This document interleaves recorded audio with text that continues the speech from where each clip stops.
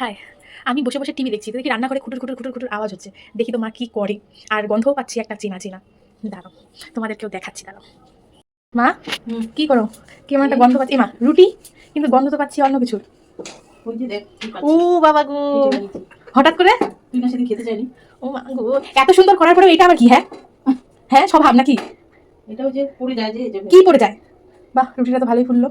তা আমি তো গন্ধ পাচ্ছিলাম এই যে এটার, তা রুটি আবার কখন বললা? এটা হয়ে গেল, আর রুটিটাও করে নি। না না, তুমি আগে এটার উত্তর দাও। এইটা এইটা এত সুন্দর করার পরে এটা আবার কি ঠেকনা দেওয়া?